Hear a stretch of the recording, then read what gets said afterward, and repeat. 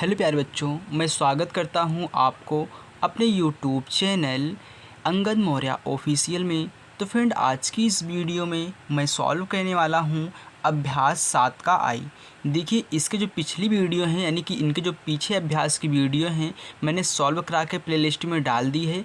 आप प्लेलिस्ट में जाइए, चैप्टर वाइज वीडियो वहाँ पे उपलब्ध हैं, आप वहाँ से एक एक करके वीडियो देख सकते हैं। ओके, तो चलिए देखिए, यहाँ पे आज मैं आपको अभ्यास 7 का आई पढ़ाऊँगा, जिसमें मैं आपको पढ़ाने से पहले बच्चों कुछ बताना चाहता हूँ, ताकि आप जब सवाल को लगाएं तो जो मैं उसमें बताऊँ कि कन्फ्यूजन ना हो। ओके, तो चलिए वो देखिए क्या है। ये क्या है, आयकर की दर है। ये सरकार द्वारा लगाया जाता है, यानी कि आपकी जितनी आय रहेगी उस पर क्या करता है, परसेंट के हिसाब से कर लगता है। तो यहाँ पे वही बताया है कि कितना कितना कर लगेगा, कितने कितने रुपए पर। देखिए, आयकर की दर का है, यानी कि पहला है वार्षिक आय रुपए। वार्षिक आय मतलब होता है आप जितना एक वर्ष में कमाते हो, यानी कि आपकी वार्षिक आय है। आप कितना एक वर्ष में कमाते हो, वहीं यहाँ पे क्या है, वार्षिक आय है। यानी कि वार्षिक आय रुपए ये क्या है, 2.5 लाख, यानी कि 2,50,000 तक आयकर। यानी कि अगर आपकी वार्षिक आय 2.5 लाख है तो आपको कोई भी कर नहीं देना है, यानी कि सिर्फ 2.5 लाख तक। इससे आगे जाओगे तो उसके हिसाब से कर लग रहा है। तो 2.5 लाख तक यदि आप एक साल में कमा रहे हो तो आपको कोई भी परसेंट, कोई भी चार्ज, यहाँ पे कोई भी कर आपको नहीं देना है। चलिए अब देखिए, ख में क्या नियम है, वार्षिक आय रुपए। यानी कि यदि आपकी वार्षिक आय 2.5 लाख से 5 लाख तक है तो आपको 5% का कर देना पड़ेगा। यानी जैसे ही आप 2.5 लाख से 5 लाख तक जाओगे तो आपको क्या करना पड़ेगा, 5% कर देना पड़ेगा अपने वार्षिक आय पर। ओके, अब फिर देखिए, ग है वार्षिक आय 5 लाख से 10 लाख। यानी कि यदि आप 5 लाख से 10 लाख तक कमा रहे हो, आपकी वार्षिक आय है, तो आपको 20% कर देना पड़ेगा सरकार को। हो गया। चलिए अब देखिए, घ में कह रहा है कि वार्षिक आय रुपए 10 लाख से अधिक पर तक का कर। यानी कि जैसे आप 10 लाख से अधिक वो एक वर्ष में कमा रहे हो तो आपको 30% यहाँ पे कर देना पड़ेगा सरकार को। ओके, तो यहाँ पे नियम है, इनको अच्छे से याद कर लीजिएगा ताकि आपके दिमाग में बैठा रहे। चलिए अब मैं क्वेश्चन को आपको सॉल्व करके दिखाता हूँ। देखिए, पहला कह रहा है कि वर्तमान में कर मुक्त आय की सीमा क्या है। यानी कि कब अब आपको आय नहीं देना है, यानी कि यदि आप एक वर्ष में कितना कमाओगे आपको कर नहीं देना पड़ेगा, उसकी क्या सीमा है। तो यहाँ पे मैंने आपको लिखा है कि वार्षिक आय 2.5 लाख तक कर आपको नहीं देना पड़ेगा, यानी कि शून्य कर है, आपको कर नहीं देना पड़ेगा। तो वहीं पूछा है कि वर्तमान में कर मुक्त, यानी कि ये तो कर से मुक्त है, इसको कर नहीं देना है क्योंकि इसकी वार्षिक आय 2.5 लाख है। तो मुक्त आय की सीमा क्या है, यहाँ पे 2.5 लाख, तो यहीं लिख लो 2.5 लाख हो गया। यानी कि 2,50,000 रुपये, यानी कि यहाँ तक आपको कर नहीं देना है, आप कर मुक्त रहोगे, इसलिए मैंने ये आपको समझाया है। चलिए बच्चों, अब प्रश्न नंबर 2 करते हैं। बच्चों देखिए, प्रश्न नंबर हमारा 2 है। कह रहा है कि केशव की मासिक आय 20,000 है। यानी कि मासिक आय मतलब क्या होता है, मासिक माने महीना, आय मतलब आपकी क्या होती है, कमाई होती है। यानी कि महीने की कमाई कितनी है, 20,000 है। बताइए केशव की वार्षिक, वार्षिक मतलब क्या है, वर्ष का, यानी कि एक वर्ष की कमाई यानी कि कर योग्य है या नहीं।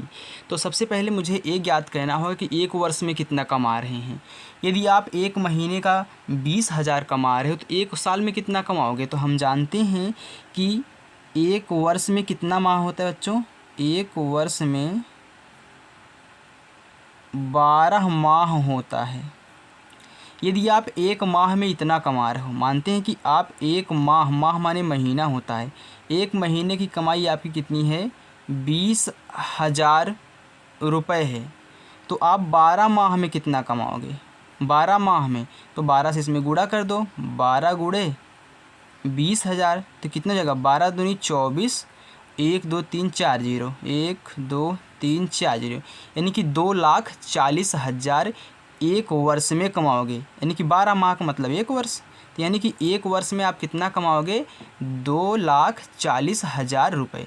अब देखिए आपके ऊपर कर लगेगा कि नहीं लगेगा, तो मैंने आपको यहाँ पे क्या बताया था, देखिए मैंने आपको यहाँ पे देखिए बताया था कि आप 2.5 लाख तक आपको कर नहीं लगेगा, यानी कि 2,50,000 तक। लेकिन उनकी आय कितनी है 2,40,000 ही है, तो कर वैसे भी नहीं लगेगा क्योंकि वो 2.5 लाख तक है भी नहीं, तो यहाँ पे कर नहीं लगेगा क्योंकि 2.5 लाख से कम है। तो देखिए आपको क्या लिखना है यहाँ पे, केशव की वार्षिक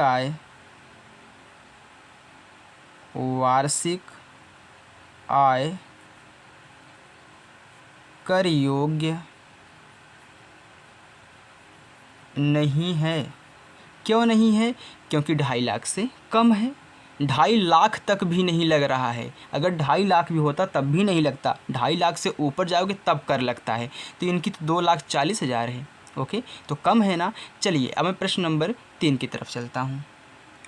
चलिए बच्चों देखिए प्रश्न नंबर 3 कह रहा है कि श्याम के पिता की वार्षिक आय। अब देखिए यहाँ पे वर्ष की बात किया तो वार्षिक है, वार्षिक आय कितनी है यहाँ पे 3,60,000 है।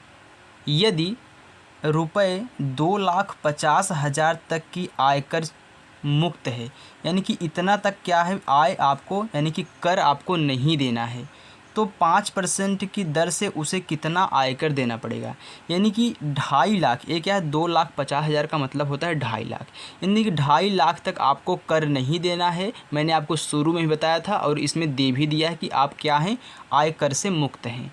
यानी कि हमको क्या करना पड़ेगा, सबसे पहले इसमें से 2.5 लाख घटा देना पड़ेगा, क्योंकि हमको 2.5 लाख का नहीं देना है, उससे ज़्यादा देना है ना, यानी कि जो उससे ज़्यादा रहेगा उस पर हमको कर देना है। क्योंकि ये 1 वर्ष में कितना कमा रहे हैं 3,60,000 कमा रहे हैं, और छूट कितनी की थी 2,50,000 तक की छूट थी।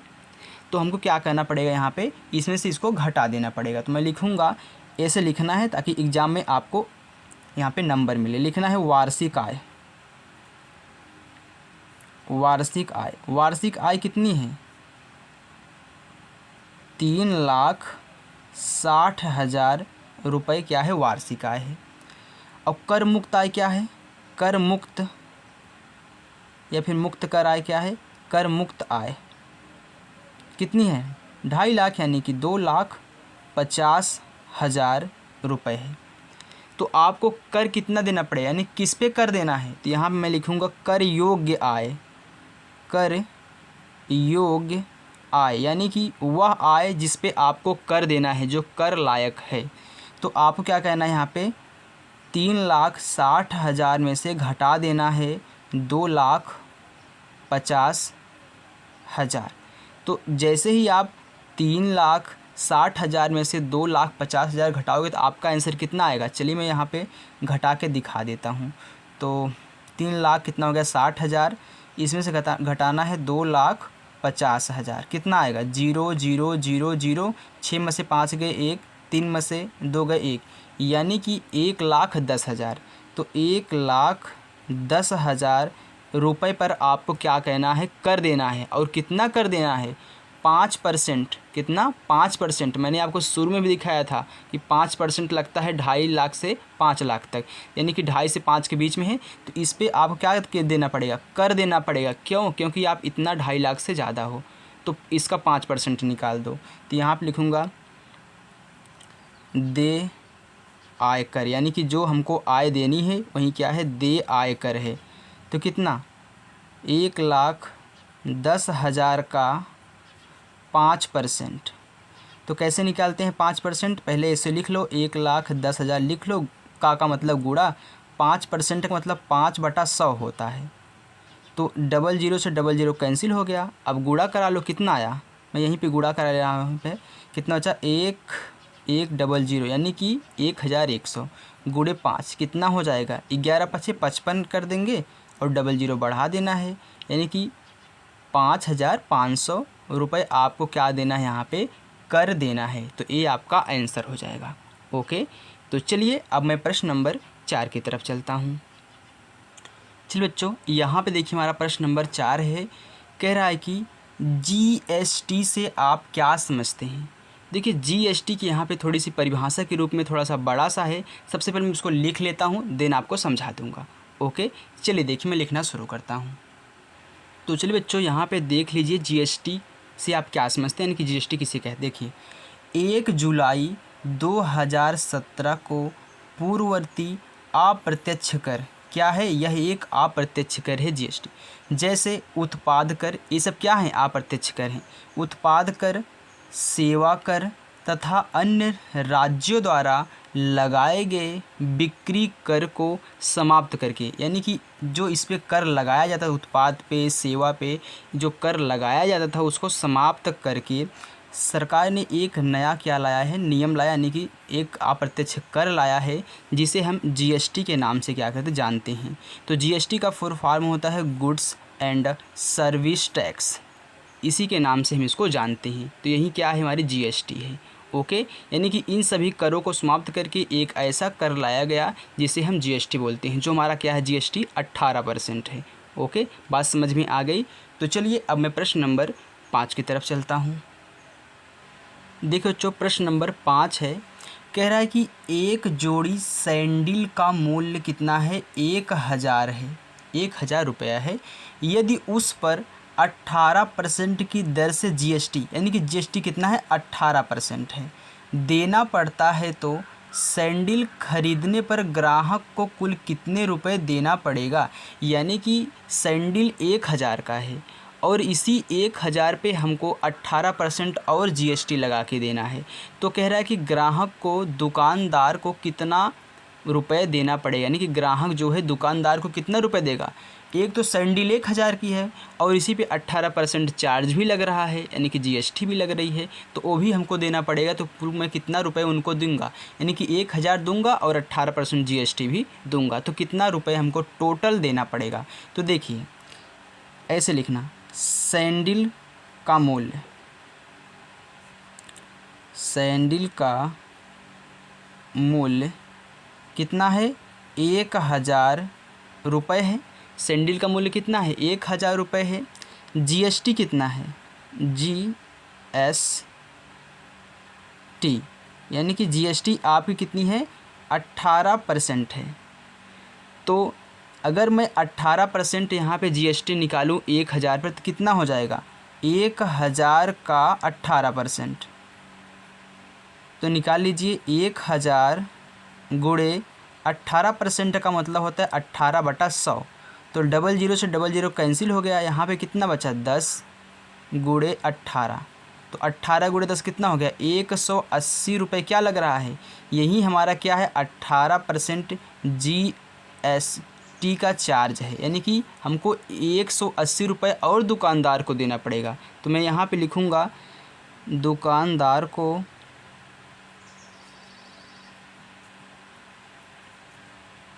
देने पड़े कुल रुपया। आप अपनी भाषा में कुछ भी लिख सकते हैं। चलिए, तो कितना देना पड़ेगा? सैंडल तो 1000 की पहले थी, इसमें मैंने 18% जीएसटी जब लग गया तो 180 रुपये और देना पड़ा, तो कितना हो जाएगा? 1180 रुपये कुल देने पड़ेंगे। ओके, कितना? 1180 रुपये आपको देने पड़ेंगे। इतना, ये क्या है? रुपया है, मैं रुपया लिख रहा था। तो 1180 रुपये आपको उनको देना पड़ेगा दुकानदार को। बात समझ में आगे मैं कैसे क्वेश्चन लगा रहा हूँ, ऐसे ही आपको भी कहना है, अच्छे से सीखना है। चलिए अब प्रश्न नंबर 6 की तरफ। अब देखिए बच्चों, जो हमारा प्रश्न नंबर 6 है, ये क्या कह रहा है? कह रहा है कि प्रतिभा एक मेज़ 24,000 में खरीदती है, यानी कि एक मेज़ का मूल्य कितना है? 24,000 है, जिसमें 12% जीएसटी भी सम्मिलित है।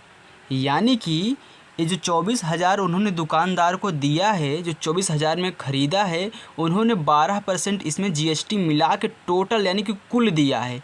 कुल यानी कि 12% इसमें जीएसटी भी क्या है? सम्मिलित है। इन्होंने टोटल 24,000 रुपये दुकानदार को दे दिया है एक मेज़ का मूल्य।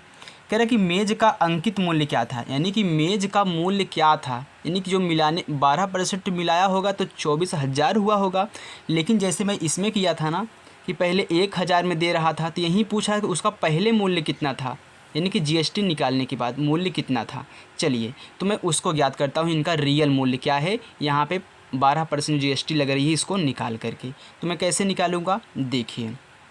तो यहाँ पे मुझे मानना पड़ेगा कि मैं मान लेता हूँ कुछ भी, माना मेज़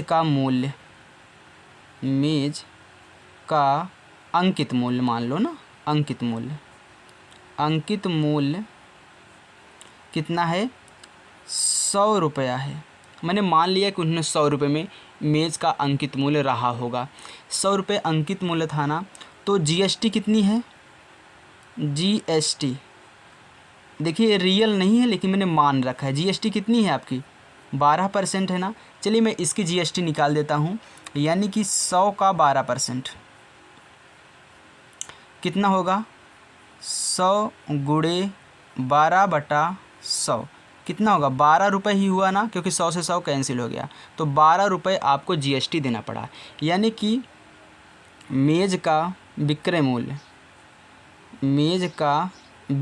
यानी कि जितने मेज़ बिकी हुई है वो क्या है, विक्रय मूल्य। पहले तो 100 रुपये था उस पर लिखा था, लेकिन जैसे ही 12% उस पर जीएसटी लगी तो 12 रुपये और बढ़ गया, यानी कि ये टोटल कितना हो गया, 112 रुपये का हो गया। अब देखिए जब अंकित मूल्य 100 रुपये था तो जीएसटी लगाने बाद कितना हो रहा था, 112 रुपये। तो मैं यहाँ पे देखिए लिखूँगा, जब ये क्या है, 112 रुपये विक्रय मूल्य हो तो अंकित मूल्य कितना था, 100 रुपये। ओके, तो यहाँ पे कितना था, 100 रुपये था। ओके, चलिए तो अगर 1 रुपये मैं कहूँ विक्रय मूल्य है, विक्रय मूल्य हमारा 1 रुपये हो तो अंकित मूल्य कितना होगा।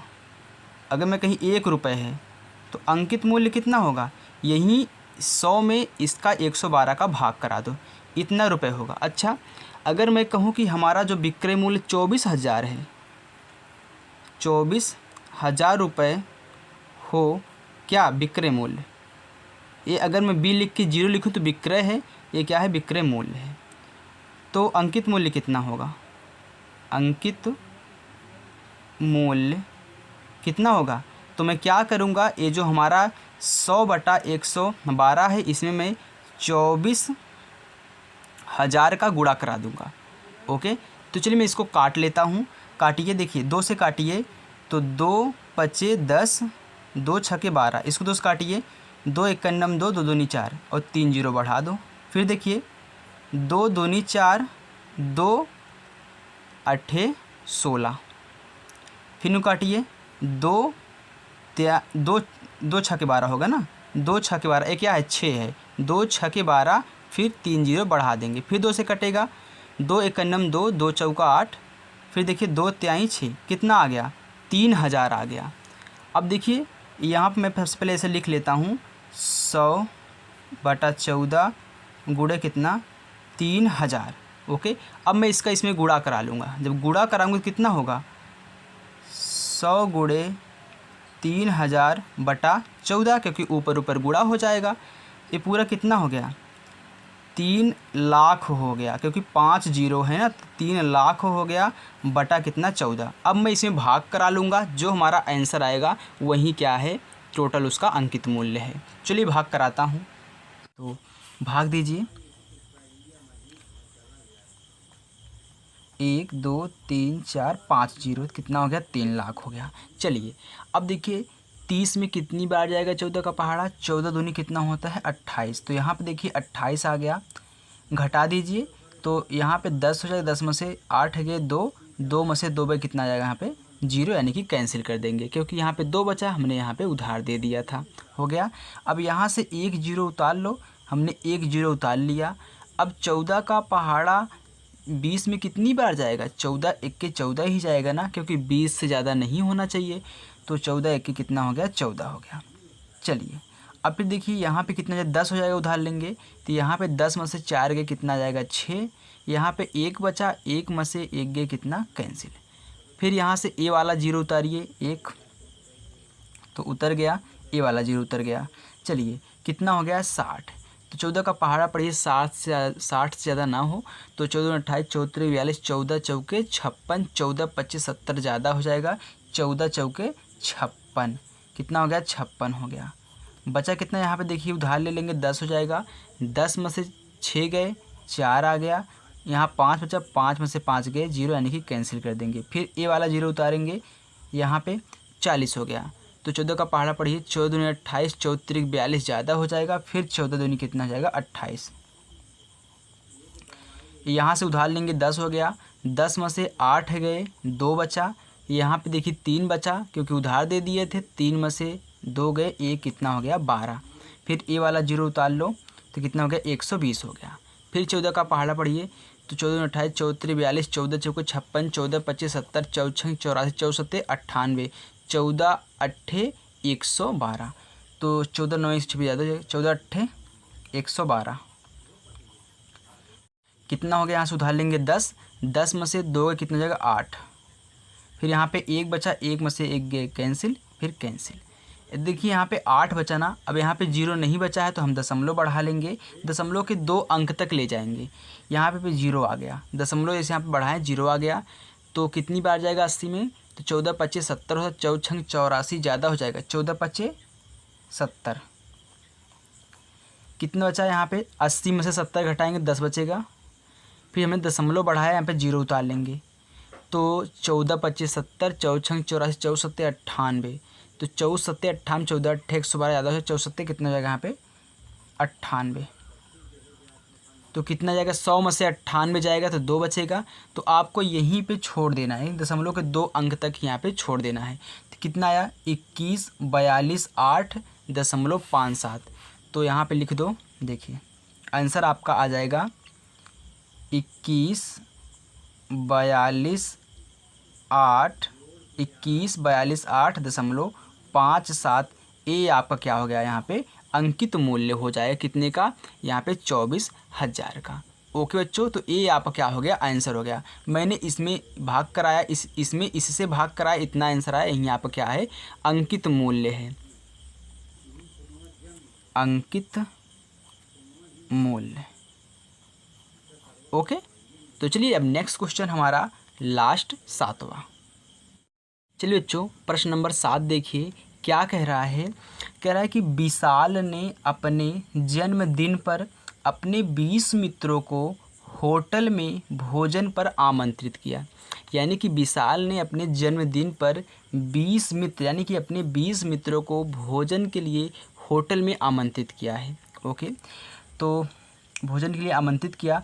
भोजन पर रुपये 5,000 खर्च हुए। यानी कि उन्होंने 20 मित्रों के लिए कितना 5,000 रुपये भोजन पर खर्च किया। इसके अतिरिक्त 18% GST भी चुकाना पड़ा। 18% GST चुकाना पड़ा। विशाल को अपने प्रत्येक मित्र के लिए भोजन पर कितना व्यय करना पड़ा। अब देखिए यहाँ पे उन्होंने 20 मित्रों को बुलाया था। कितने का खर्चा हुआ भोजन पर 5,000 का। तो मैं लिखूँगा विशाल ने अपने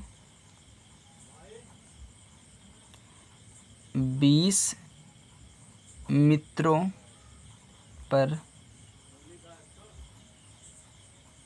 भोजन का खर्च। देखिए 20 मित्रों पर भोजन का खर्च कितना किया है 5,000 रुपया किया है। ओके फिर आगे क्या कह रहा है कि इसके अतिरिक्त 18% GST भी चुकाना पड़ा। यानी कि आपकी GST कितनी है GST। एक क्या है GST एक क्या है सर्विस टैक्स है। अब देखिए कितने पे चुकाना पड़ा 5,000 रुपये पर। यानी कि आपकी GST 18% है। तो यहाँ पे हमको निकालना पड़ेगा GST उन्होंने कितना दिया है। तो 5,000 पर कितना रुपए दिया है तो 5,000 का 18% कर दो। या फिर यहाँ पे लिख दो या करके कि 5,000 का 18%। तो निकालो कितना हो रहा है 00 से 00 कैंसिल हो गया। बचा कितना 50 गुणे यहाँ पे 18। तो 18 × 5 = 90, तो 1 जीरो बढ़ा दो, यानी कि 900 रुपये उन्होंने अलग से कितना दिया, यहाँ पे होटल वाले को दिया, यानी कि 5000 तो दिया ही था। जब 18% की जीएसटी लग गई तो 900 और देने पड़े, जीएसटी इसी पे लगी है 5000 रुपये, तो ये हमने 5000 का 18% निकाला है। तो कुल भोजन पर खर्च, सिंपल भाषा में लगाइए, कुल भोजन पर खर्च 5000 तो दिए थे और 900 रुपये जीएसटी लगा के और देना पड़ा, तो कितना हुआ, तो 5900 रुपये उन्होंने कुल भोजन पर खर्च किए अपने 20 मित्रों पर। ये बताइए ये क्या है, 20 मित्र पर भोजन का खर्च कितना आया है, 5900। तो एक मित्र पर कितना आएगा, एक मित्र पर, क्योंकि हमको अलग अलग मित्र का ज्ञात करना है, तो यहाँ पे बोला है कि प्रत्येक, यानी कि प्रत्येक का मतलब क्या है, अलग अलग मित्र पर। तो एक मित्र पर ज्ञात कर लेंगे तो एक का जितना होगा उतना सभी का होगा। तो एक मित्र पर भोजन का खर्च, तो ये जो 20 था 20 से इसी में भाग करा दो, तो 5900 में 20 से भाग कराओगे तो 1 जीरो से 1 जीरो कैंसिल हो गया, फिर 2 से इसको काट दिए, 2 एकन्नम 2, 2 दूनी 4, इसमें कितना बचा 1, ये कितना हो गया 19, तो 2 नवा 18, इसमें 1 बचा, ये कितना हो गया 10, 2 पचा 10, 995। यानी कि एक मित्र का खर्च कितना है,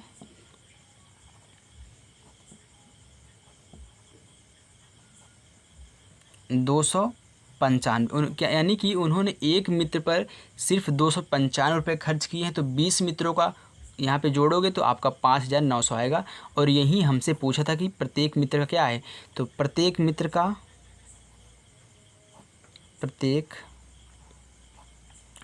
का खर्च कितना है, 295 रुपया है।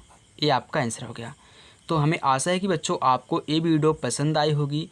बच्चों, यदि आपको वीडियो पसंद आई हो तो वीडियो को लाइक करिए और चैनल पर नए हो तो चैनल को ज़रूर सब्सक्राइब करिए। ओके, तो चलिए मिलते हैं ऐसे ही नेक्स्ट वीडियो में, तब तक के लिए बाय।